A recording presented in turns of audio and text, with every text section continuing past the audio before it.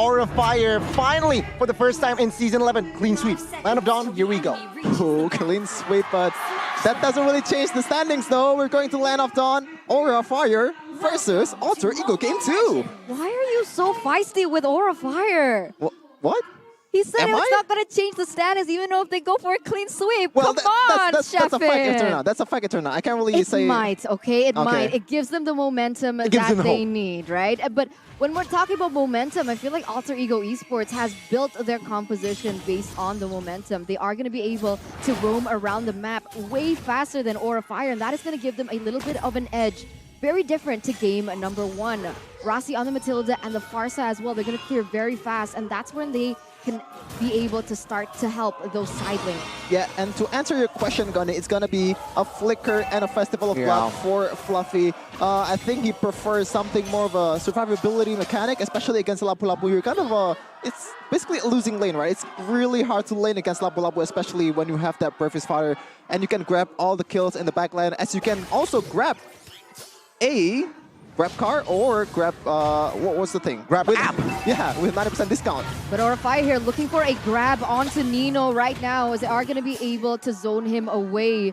Rossi going to try to cover, trying to peel for Alter Ego Esports, but so far, no one goes down just yet. Well, it makes sense, right? Festival top side. Oh, forced the flicker there by Nino there in the top side as Van was able to roam around that top side really quickly. But, you know, knowing Van, he's going to go straight into that turtle area really soon. This is going to be hard because Rossi is using Matilda here, so there's really not much of an engage potential outside of that ult, but it's not really reliable engage, right? It's not like Kaja, Divine Judgment, or Cho with the Dragon. It's just going there with your teammates, but oh, mid lane something is going on. Maybe High In's in trouble. We'll see. He's still able to get away though. No, he gets taken low, but I might be wrong there. Udil gonna be able to take High down, and this is a 4v5 situation. As right now here, Alter Ego and Aura Fire, they're looking for the engage on the turtle. Van gonna be the next one to fall here, and this is a disaster for Aura Fire. You can see here now, Celibo gonna be able to get another kill. Rossi with a double kill onto Facehugger, and he's the one that goes down. Alter Ego Esports being able to win this early game. And this is what I mentioned. This is the exact situation that I expected for Alter Ego in this early game. Oh, definitely overconfidence there for Aura Fire, knowing that they don't have High, they don't have the parry and the wall charge. They're still going in 3v5 for them. It has been working out for them in the first game, but it doesn't work out in this game. Well, again, Aura Fire, right? They need to reset. They need to tone themselves down here. Sure, you got the win with this composition in Game 1. Perhaps Game 2, you need to reset again. Don't take, just calm down here. Don't let the gameplay from Rossi here be a nuisance as well, because with Rossi, right, you can provide extra flicker with the guiding wind, and we can see here Celiboy, very good Baksha. Why? He's playing with the invades. Yeah, Rossi as also being a very good source of engage and disengage for his team. You can see here now Celiboy being able to receive a lot of damage here from Kabuki and Van, and Rossi being able to get a double kill like you, Sheffin, who can get a double date with the MPL promo available on Blibli. I think we should stop talking about that. We're gonna just go. Let's discuss the game gone and take over. I would rather discuss it, but outside. Yeah, we were talking about that losing lane, right? You can see here Fluffy. No. Is he gonna get out of alive? Oh, the juke. airstrike still being able to get juked by Fluffy as Van goes in onto Udil instead. He gets a little knocked up here. Pai trying to aid Udil in the brunt of it all, but Fluffy goes in.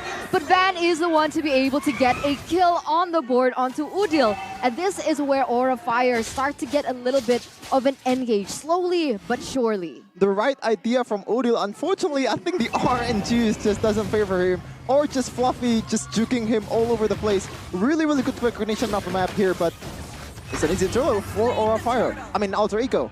Yeah, Celiboy going to be able to get a free turtle here. There is some spice coming in from Fluffy as well as High, but they're not going to be able to get him down, especially that he is on the Baxia.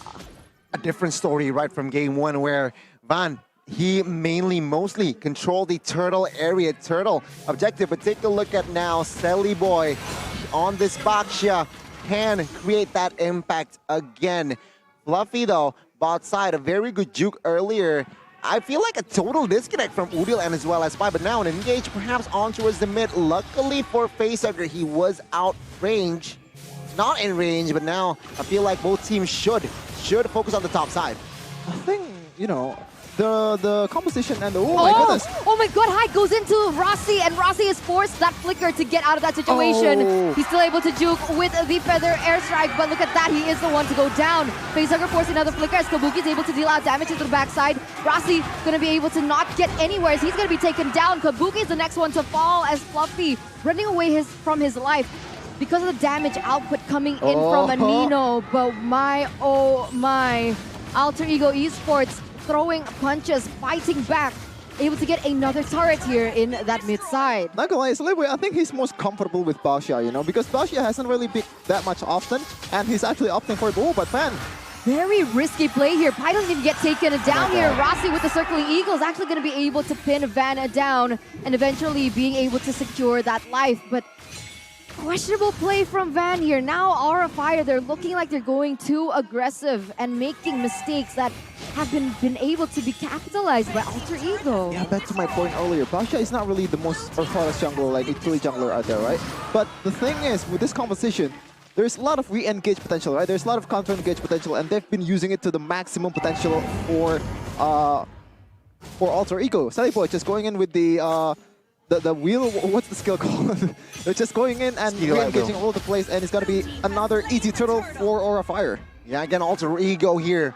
What a reset, right? Game 1, it was them getting demolished in the early game, but in Game 2, what is the difference? It's, yeah, Slayboy and as well as Rossi. Finally, in Game 1, a lot of disconnect, but in Game 2, different story. Wow. Van understands that Slayboy has no retribution, so he went for the invade, and he got that purple buff. A very important detail that Aura Fire can find the dub, but now, Facehugger. Oh, Pi going in with the bravest fighter. Facehugger going to be forced to be taken down. High there, going to be able to get out of that, but that is a forced flicker really earlier on. And Alter Ego, they are not backing down. They're looking for more plays on the board here. Slayboy jumping perhaps onto High, not just yet, but this is such a different game. Alter Ego Esports, they are playing to their strengths. They are playing with their mobility. They're playing with their disengage and engage potential, like we mentioned. And it's working out really well as High. Look how much damage Nino is already placing onto him. Yeah, definitely, as you can already said in the case of victory, but Slayboy is going to get bursted down here real quick. Oh, but look at this. Rossi going to be able to actually cover him with the circling eagle. And I think we found Rossi's power hero, definitely the Matilda. It's been working so well. He's able to get his teammates out of really bad situations, also make really good engages. Oh, I don't know about power hero though, but I think the biggest part here is how good Pi and Slayboy has been counter-engaging Aura Fire. They know that that's his strength, and as you can already as you mentioned earlier, Connie, the keys of victory is just committing to the game plan. It's a very vague thing to say. It's a very vague keys of victories, but when you think about it, it's really hard to actually execute in game. Exactly, and it seems like now with Game 2, Alter Ego Esports, they are able to find that game plan and execute it, right? Rossi, take a look at this guy, 214 in a total 7 kill points, so almost 100% KP. And again, he is just everywhere, creating that nuisance, providing the guiding win as that extra flicker. Remarkably, now let's see, the Turtle Lord, the Lord rather, will Van wins this one, or will Alter Ego say otherwise? That's why I mentioned a possible power pick here for Rossi. When you put something else on him, like the Kadita, the Kaja, the Ruby, he doesn't have the same presence like he does right now in this particular game. So many doubts onto this man, Rossi. People saying that he is one of the worst roamers at the moment in this current league, and he's proving the haters wrong.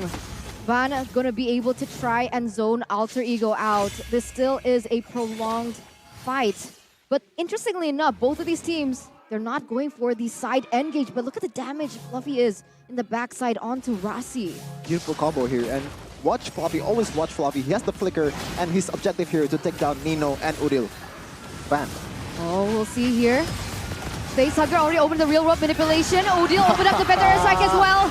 But look at that, the Lord are gonna be taken out here. Van gonna be able to get taken down though. A double kill secured by Nino. And Nino is saying that he is angry here in game number 2, getting 2 kills onto High as well as Van. And Aura Fire has no answer to the aggression that Alter Ego Esports constantly place onto them. Somewhat an even trade, right? The Lord, they lost the Lord, but Aura Fire lost the team fight here. Again, Rossi providing excellent vision here. And oh my goodness, that was the Hunter Strike there. Penetration on towards a tank. Jeez. Yeah, but never in doubt because Van is in the town. Oh, Nino is in trouble. Oh, this might be a mistake, Nino. Okay, he's still able to flicker out. High was nearly able to take him down, but Rossi was already there in the midst of it all to be able to defend Nino there. But once again, that Lord is still marching in the top side. Ooh, 1k gold lead so far is going to be the turn on that Aura Fire needs in this game. A very good 50-50 execution here, but Fluffy has to flicker away. Oh, Rossi going straight into the back line here. That might be a mistake. He's getting chunked down. He gets taken down by Fluffy. And Aura Fire has a man advantage now. They were able to utilize the Lord a little bit by being able to get that turret in the mid side. And now things are getting a lot more equal. Look at the gold starting to shift back onto Aura Fire. Ooh, it's already very, very close here. And they're going to get another turret on the bottom side. Only mid turret is available in the second tier for Alter Ego Esports. They need to figure something out to stop this snowball for Aura Fire. They do, right? I mean, Rossi, remember, he's a good facilitator. But oh my god, Silly Boy is going to be able to get taken down here. The damage output, I don't know what they were doing here, but there is going to be a trade. Odil and High get taken down. Nino is free hitting in the back line. He's going to be able to get Vanna down. Nino goes for another kill. A double kill though by Fluffy. And this is the ultimate outplay by Nino as he's able to get a triple kill on the board here in the 12th minute of the game. You know what? That's a slight W for Aura Fire. They get the turret here, even though they could have gotten a lot more without just being over-aggressive against Nino. This is a carry with a 5-0-4 KDA. He's gonna get the Wind of Nature. Is gonna be much more dangerous from now on. Oh, the 2 marksmen, right? Last man standing from each team. That's crazy. It's rare to see. But my goodness, Nino and Kabuki standoff there. I thought I hope here. Let's take a look at the instant replay. What happened was both marksmen was on a pre-hit in the backside. Take a look at Nino, take a look at the Kabuki, right? Pi insta burst it down in the backside. Rossi couldn't do anything. And take a look at the 2-man left standing here. Fluffy and Kabuki. Fluffy though taken down, 1 HP for Nino, but Kabuki almost can just clean and wipe it out. Almost there, but it's another reset now. Aura Fire though, with that gold change, they look for more control. You know what? I think that's on Kabuki. You know, I think the idea is right from Fluffy. He can burst down the carry, but Kabuki is just way too late on the uptake. I think he just kind of dubs Fluffy there because he wants to play safer against this carry. But they're gonna be more low turns here. This is scary for Alter Ego Esports. You can see that Boy is level 13 and Van is 2 levels ahead of him. Van should have the upper edge when it comes down to that retribution damage onto the Lord, but it does seem like Boy still going to try. Pi though, already chunked a little bit low there by the poke damage coming in from Kabuki. High as well, but in the bottom side, Fluffy is going to be forced to back off with the damage coming in from the carry. Kabuki already opening up his skill. He gets chunked a little bit low, is forced to go back with the zoning coming in. But Van, once again, is still able to secure the Lord. And this is Aura Fire showing once again what they have. But Rossi gonna go in, still very aggressive onto Fluffy here. Nino as well, still doing the damage. And he's definitely going to fall here. They are going for a 3-man dive under the turret. He is not gonna be able to juke out for long as Nino 7-0-4 KDA. I was bracing for an upplay there. My goodness, the jab, the Nappa strike. I think he could have killed Nino there, but my goodness gracious, the damage from Nino is insane. Wow, right. Again, similar story from the first Lord where Aura Fire, they secured the Lord. They aren't able to back off in time and Alter Ego win the fight. Oh, Boy going to the backside. You can see that the Feather Airstrike already opened up, dealing out the damage. And Facehugger goes down. High goes in for an engage, trying to get away, trying to protect Van, and he is still able to do so as Nino, Alter Ego, going to be able to get a turret, but Boy goes down in the process. High is receiving so much damage as well as Kabuki here. But Nino still able to escape for now. They want more. It seems like Hai, you're right. It looks like Hai is looking for more. Because this might be the mistake here. Hai already caught very low. Odil with the wings, by wings. Fluffy here in the front side. But Rossi is the one to fall. But look at this, Odil goes down as well. Pai trying to do what he can, trying to buy some time for his team, trying to zone out. This is a 1v4 situation. He's not going to be able to outplay it for long as Aura Fire still win that engage. They might be able to end. Oh my goodness, fan, the Retribution King just not letting Odil get away with it, and Rossi bought a lot of time here. Slave Boy going in. Uh-oh, he has to be careful here. He is going to be chunked down, chunked low, chunked, taken down. Nino and Rossi, the only one left. The damage onto the base is real. Half health, Hai goes into the back line, trying to do some damage, but that is it. A 2-0 for Aura Fire in this best of 3 series. Oh my God. They have broken their lose streak after a 6-0. And this is a new start for Aura Fire. A breath of fresh air from the Red Dragons. Oh, you can see the cries. Oh my God, CL getting emotional in the backstage as well. This was an important win for themselves. 0-6. Will this be a start of something new for Aura Fire? Yeah, definitely. Just pour it out, man. Pour it out. All the coaches, all the players, even all the fans, you deserve to cry right now. And this might be the turnaround that Aura Fire needs in this season. They finally found their identity in Van. A lot of utility junglers, a lot of Retribution takes. A very good showing in his debut so far. And we can see again, Palemi just come on, man. This was you're supposed to comfort them. This was an important match, seems like, for Aura. Oh, MPL did.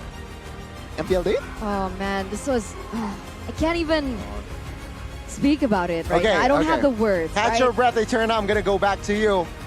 But Aura Fire, 2-0. After, again, 0-6. And take a look at the opposing side, Alter Ego, taking the defeat. Clearly not in a good way. Aura Fire fans here. Getting emotional. Because it's not just about the lose streak that they encountered this season, right? It's about the entirety of it all. Season 7, 0 wins at all. And they were able to kind of move up from that, being able to secure that playoffs in the next season. The following season, they were able to make it top 4. And then last season is top 3. And then coming into the season with that achievement on your back, being top 3,